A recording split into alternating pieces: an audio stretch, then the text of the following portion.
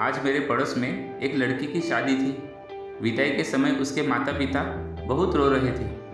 मुझसे देखा नहीं गया। मैंने उसके पिता के कान में जाकर बोला, इतनी ही चिंता थी तो मुझसे करवा देते, यही बगल में रहती। अंकल ने रोते रोते पीटा। पति सारी रात गायब रहने के बाद सुबह घर पहुंचा। पत्नी ने गुस्से में कहा, अब सुबह के 7 बजे किस लिए आए हो? पति, सुबह को किस लिए आते हैं? नाश्ता करने के लिए ना।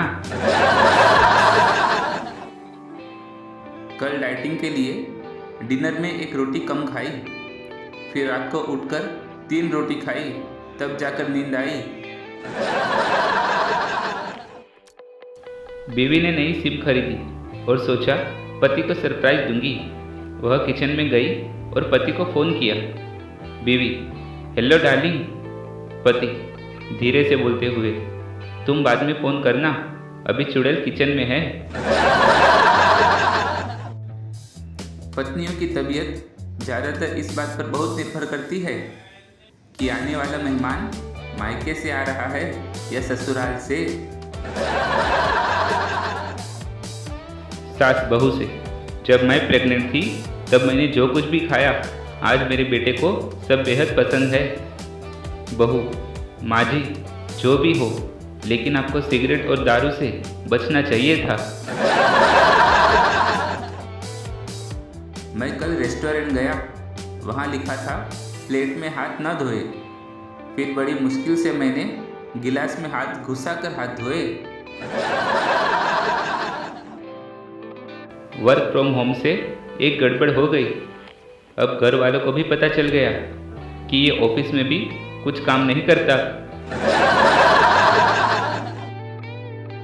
शादीशुदा मर्द उदास होता है तो यार दोस्त पूछती है, क्या हुआ? जवाब होता है, यार कुछ नहीं, तेरी भाभी से कहाँ सुनी हो गई। जबकि कहाँ कुछ नहीं होता, सिर्फ सुनी होती है।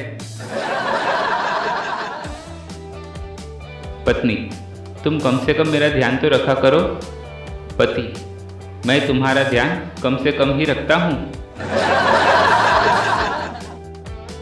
पापा, तुम्हारा रिजल्ट इतना बुरा क्यों आया?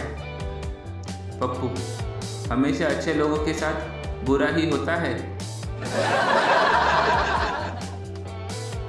नौकरानी, मालकिन, मुझे 10 दिन की छुट्टी चाहिए। मालकिन, अगर तू छुट्टी पर चली गई तो फिर तेरे साहब का नाश्ता कौन बनाएगा? टिफ़िन कौन पैक करेगा? कपड़े कौन धोएगा? उनको टाइम से दवाई कौन देगा? नौकरानी शर्माते हुए, अगर आप कहे तो मैं साहब को भी अपने साथ ले जाऊं? जालिम दुनिया, वो गोबर फेंकने के बहाने मिलने आया करती थी। मोहब्बत के दुश्मनों ने भैंस ही बेच दी। एक सच्ची बात, टेंशन उतनी ही लेनी चाहिए जितने में काम हो जाए, इतनी नहीं कि जिंदगी झंडू बाम हो जाए। बॉयफ्रेंड, ऐसा करते हैं, हम दोनों कुछ दिन साथ रहकर देखते हैं। अगर हमारे मिजाज मिले तो शादी कर लेंगे, और अगर गलती हुई तो अलग अलग हो जाएंगे। गर्लफ्रेंड, गलती किसके पास रहेगी? एक आदमी काफ़ी देर तक अपने कान से मोबाइल लगाकर खड़ा था, पर उसके मुंह से एक शब्द भी नहीं निकल रहा था।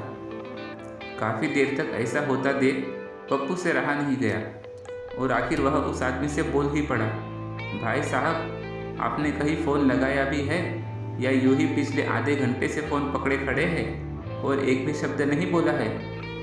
आदमी ने जवाब दिया, भाई साहब, मैं अपनी पत्नी से बात कर रहा हूँ। लड़का, शादी कर लो मुझसे। लड़की, क्यों? लड़का, मेरे पिताजी गांव से सबसे बड़े आदमी हैं।